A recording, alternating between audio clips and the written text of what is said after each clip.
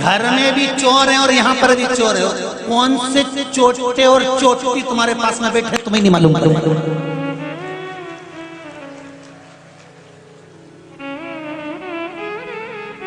इसलिए कहते हैं बार बार कथाओं में, ढक के बैठो।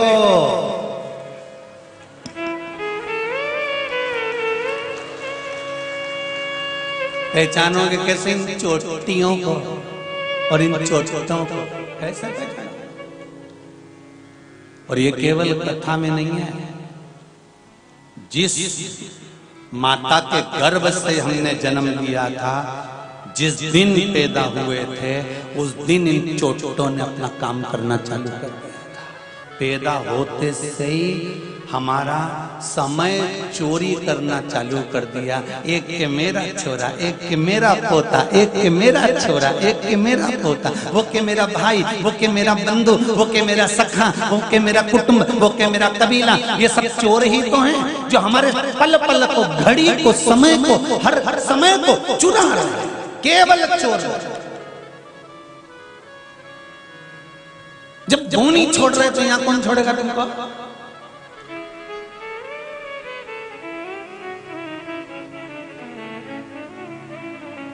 इसलिए कहते हैं सिर पे पल्लू डाल के रखो। पल्लू का मतलब समझते हो?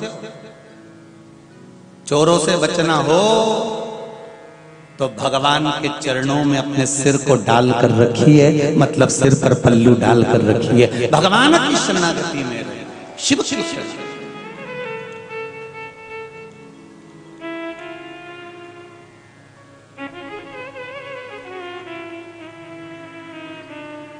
पहले कुबेरेश्वर धाम से जो शिव महापुराण की कथा करी थी, उसमें चोरों का वर्णन करा था। सुनिए कथा किसी ने कि नहीं सुनिए? उसमें चोरों का वर्णन किया था कि 4 तरह के चोर होते हैं। एक किसी के घर में जाकर कुछ सामान उठा लाए, जम के बोलो वो भी, अरे बोलो तो चोर है। जो बिना पूछे किसी के घर में घुस जाए, वो भी चोर।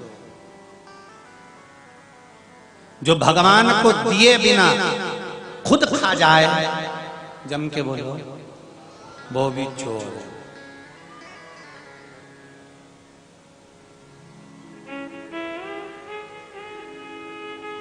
घर में बुजुर्ग माता पिता बैठे हों और पति बाजार गया, जेब में कुरकुरे का पैकेट ले जाकर अपनी पत्नी को चुपचाप से देख के खिला दे, वो भी चोर है।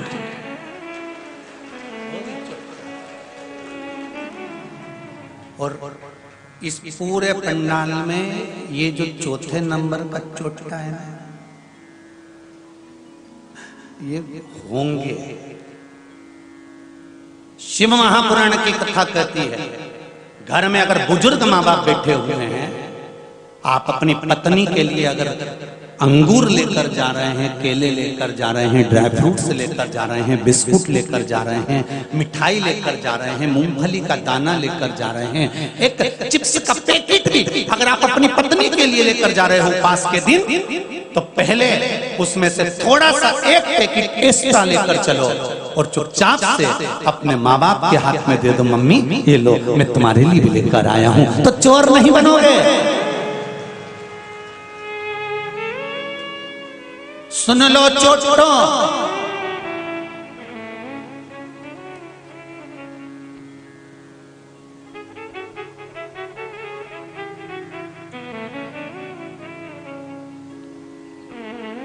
लोग कहते हैं सियर वाला महाराज जो ताड़ी तेड़ी कथा बाजता है।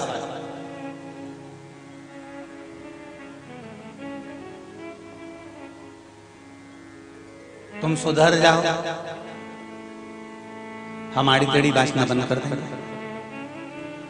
या तो सुधरो नहीं तो सिद्धरो, दो में से एक काम। थोड़ा सा समझ जाओ। बिस्कुट लाए हो ना, बुजुर्ग माँ बाप को भी दीजिए। ज्यादा सामान लाए हो ना, बूढ़े माँ बाप को भी दीजिए। ऊपर जाओगे, पत्नी तब तो आंख दिखाएगी ना अपने कमरे में कि तुम दुकरिया बतिया है। तुम तो कह रहे थे मेरे लिए लाए, मेरे लिए लाए, और नीचे भी देकर आए। तब जगदम्बा से कह देना, अरे ओ चंद्र घंटा कुसमांडा स्कंदा, तेरे हाथ जोड़ूं, वो मेरे माँ बाप हैं, बुजुर्ग हैं। जब मैं छोटा सा था तो मुझे गोदी में रख रख कर टॉफी, आइसक्रीम, भोजन हाथों से कराते थे। अब वो बूढ़े हो गए हैं, उनसे नहीं बनता, तो फर्ज मेरा भी है कि मैं उनको कुछ खिला दूं, मैं उनके लिए कुछ कर दूं। जिस घर में माँ बाप की इज्जत नहीं होती, उस घर में देखना कभी बरकत नहीं होती। जहां माँ बाप का सम्मान होता है, माता पिता का आदर होता है, जहां माता पिता के लिए आदर के वचन बोले जाते हैं, जहां माता पिता का सम्मान करा जाता है, जहां माता पिता के लिए समय हमेशा आदर के वचन कहे जाते हैं, वहां धन और दौलत की कोई कमी नहीं पड़ती। जहां आदर खत्म हो जाता है, सम्मान खत्म हो जाता है, हमारे यहाँ आदर और सत्कार जब खत्म हो जाता है, तो फिर वहां वैभव लक्ष्मी संपदा नहीं रहती। चाहे तुम वैभव लक्ष्मी का कितना भी व्रत कर लो।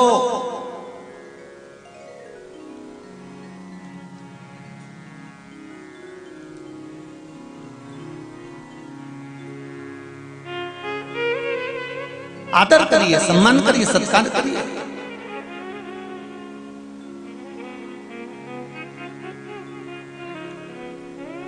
पहले नंबर की पत्नी से कहा, पत्नी ने कहा कौन कहता है कि मैं तुम्हारे साथ नहीं चलूंगी, मैं तुमको एक मिनट नहीं छोड़ूंगी, एक क्षण नहीं छोड़ूंगी।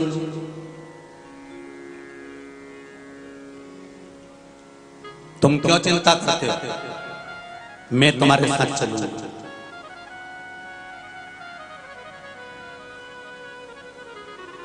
आप टेंशन मत लो। पति की आंख में से आंसू बहने लगा। इसको तो मैंने कभी पूछा ही नहीं था, इसको तो मैंने कभी आदर करा ही नहीं था, इसको तो मैंने कभी सम्मान करा ही नहीं था, इसके लिए तो मैंने कभी कुछ किया ही नहीं था।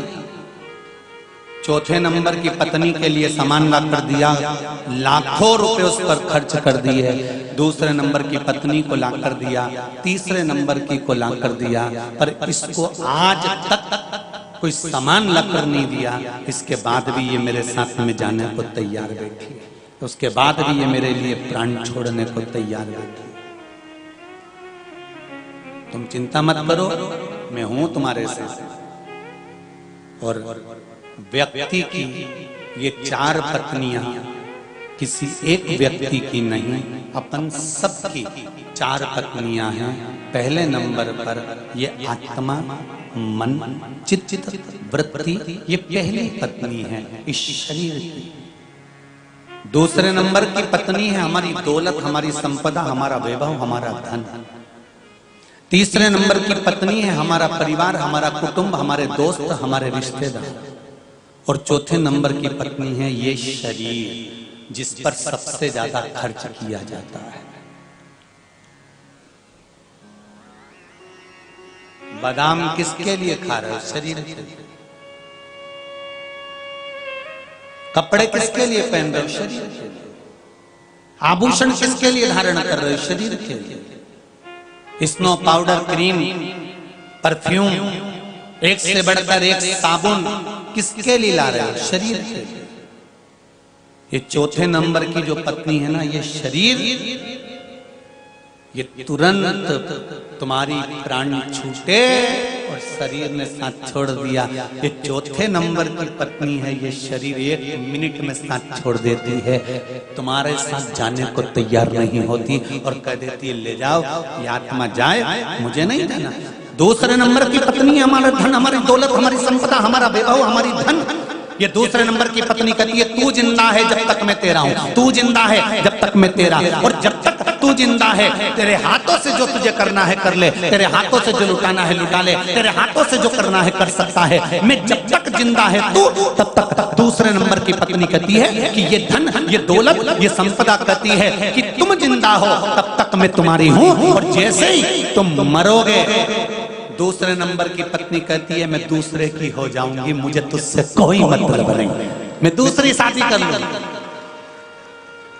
ये धन और दौलत कहती है, ये संपदा कहती है, प्रॉपर्टी कहती है, जमीन कहती है, प्लाट कहता है, फार्म हाउस कहता है, हमारी 4-4 मंजिल की बिल्डिंगें कहती हैं, ये गाड़ी और ये बंगला कहता है, ये हमारे शरीर पर पड़ा हुआ जेवर कहता है कि जब तक तुम जिंदा हो तब तक मैं तुम्हारी हूँ, और जिस दिन तुम मर गए उसके बाद में मैं दूसरे से शादी कर लूंगी। मतलब जमीन जायदाद प्रॉपर्टी धन दौलत, लॉकर में पड़ा हुआ पैसा, बैंक में पड़ा हुआ पैसा, ये सब मैं दूसरे। ये दूसरे नंबर की पत्नी तुरंत शादी करने को तैयार बैठी रहती है, तुम मरे और वो दूसरी शादी कर लेगी। धन तुम्हारे मरते से दूसरे का हो जाएगा, मकान दूसरे का हो जाएगा, तुरंत नामांतरण पर दूसरा नाम चढ़ जाएगा। तुम्हारा नाम था भैरू किशन, आ गया लाल किशन, चढ़ गया दूसरे का। जा मकान पे तुम्हारा नाम लिखा था, तख्ती निकल कर दूसरे का लग जाएगा।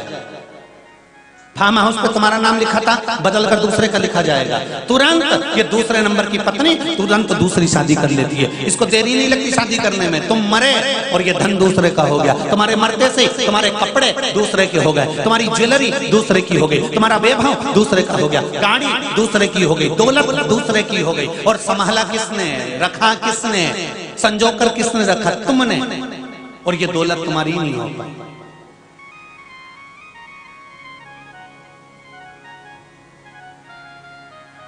तीसरे नंबर की पत्नी है हमारी, हमारा परिवार, हमारे रिश्तेदार, हमारे कुटुंब वाले। ये हमारी तीसरी पत्नी है। ये घर तक साथ देंगे, शमशान तक साथ देंगे, और बाद में हाथ जोड़कर कहेंगे मैं तुम्हारा साथ आगे नहीं दे सकता। आग लगाएंगे, खोपड़ियां फोड़ेंगे और वापिस आ जाएंगे। घर के लोग भी शमशान में जब तक बैठे रहते हैं जब तक कि डोकरे की खोपड़ियां नहीं फूटे। एक लंबा सा डंडा, बांस, जितने लोग बैठे हैं इनको मालूम होगा। तुम लोग तो शमशान जाती नहीं हो तो तुम्हें मालूम नहीं होगा, और जब जाओगी तब तुम देख नहीं पाओगी। तो ये लोग जो जाते हैं इनको मालूम है, इतना बड़ा बांस, उसमें इतना बड़ा लोटा, लोटे में भर दिया घी, और जब मुर्दा आधा जल जाता है तब जो समझदार वैज्ञानिक होते हैं शमशान के, वो इंतजार देख देख के पक गया, फिर दूसरा बोलता अभी कब पक गया, अभी तो खोपड़ी तो बैठे रहो बैठे रहो।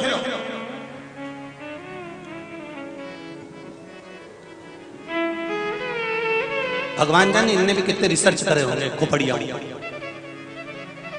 आ जाओ सब उठ के आ जाओ। और फिर डंडे को पकड़ के और छोरे के हाथ में दिया जाता है, बेटे के हाथ में, देखो बढ़िया में बाप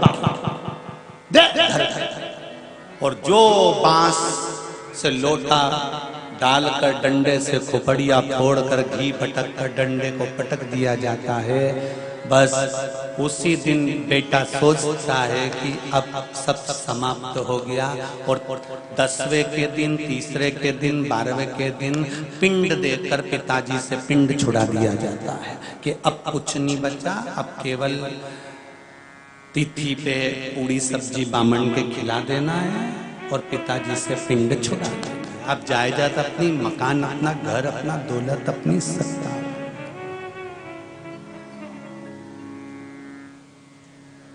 सब मतलब के यार हमने देख लिया, जितने नजर आते हैं। और फिर निवेदन करूंगा, शमशान में तुमको अकेला छोड़कर जाते हैं, कौन साथ देता है? जब छोड़कर चले गए आग लगाकर, कौन साथ देगा? केवल एक शमशान में रहने वाला मेरा देवाधिदेव महादेव, इसके सिवाय अकेला मेरा शिव। केवल एक शिव साथ देने के लिए बैठा। अरे रायसेन वालों, तुम जिस नगर में रहते हो ना, ये नगर कोई साधारण नहीं है।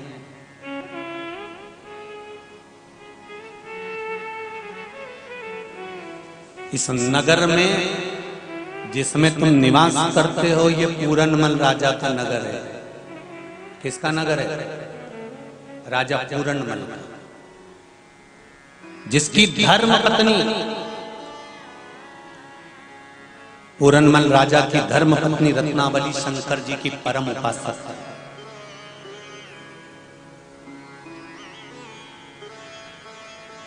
ये पूरे मालवा का द्वार था, रायसेन मालवा का द्वार। मालवा के इस क्षेत्र में प्रवेश करने से पहले अच्छे अच्छे राजाओं को भी इस दरवाजे पर रुकना पड़ता था। जो रायसेन का जो ये किला बना है, ये पूरनमल का किला है, जिसकी धर्म पत्नी रत्नावली शंकर की उपासक थी, शिव की उपासक।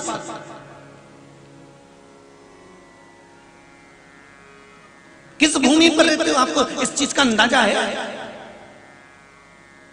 सारी दुनिया में जितने शिवालय कहीं पर नहीं है, उतने रायसेन के आसपास के क्षेत्र में शिवालय है। पूरे रायसेन के क्षेत्र में देख लो, इधर भोजपुर, उधर हजारों शिवलिंग का, कहीं बेतवा नदी के शंकर का शिवलिंग बड़ा सारा, कहीं देखो तो हजारों शिवलिंग। जहां देखोगे रायसेन के आसपास के क्षेत्र में शिवलिंग शिवलिंग मिलेंगे। कोई साधारण भूमि है? जब रत्नावली राजा पूरनमल की सबसे सुंदर रानी थी, 3 रानियां और थी पूरनमल की, पर उसमें सबसे सुंदर थी रत्नावली।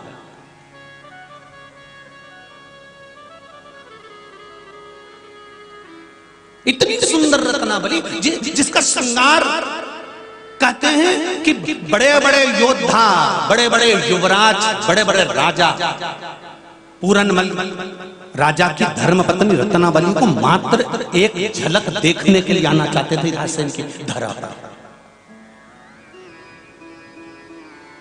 एक बार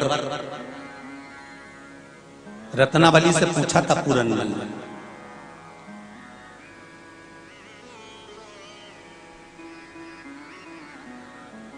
तुम इतनी सुंदर कैसे हो? ये पूरनमल पति राजा पूरनमल अपनी धर्मपत्नी से पूछ रहा है कि तुम्हारी सुंदरता इतनी प्रबल कैसे है? शब्द सुनिएगा जरा रत्नावली। मैं आपसे भी कहूंगा कि रत्नावली को अहंकार नहीं आया था सुंदरता का। रत्नावली ने जो शब्द कहा था, वो शब्द आपके जीवन में उतरना चाहिए।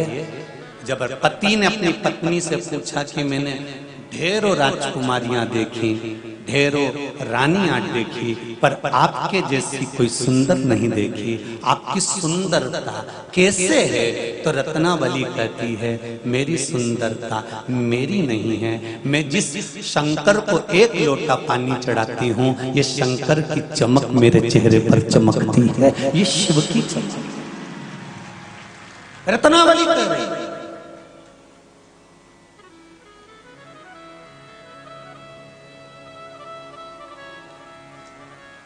ये मालवा की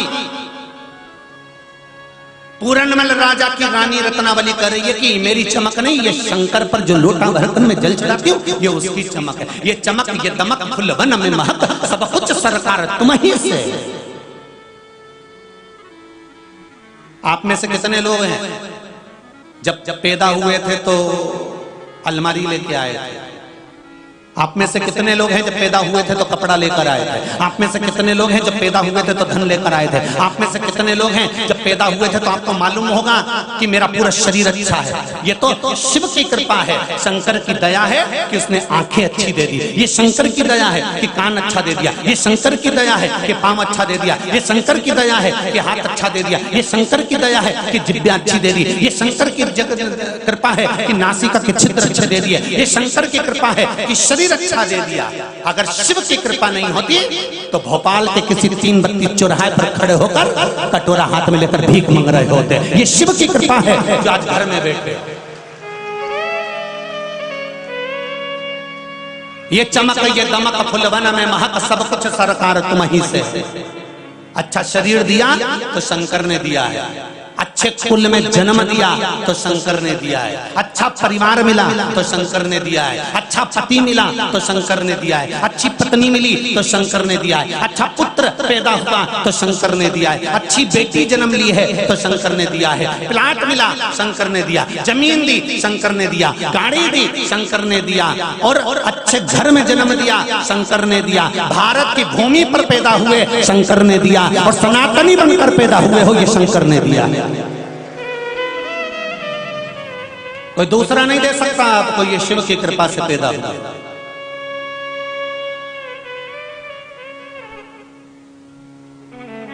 अमेरिका में मरते हैं लोग तो उनको डेड बॉडी कहते हैं, एक्सपायर कहते हैं। विदेश में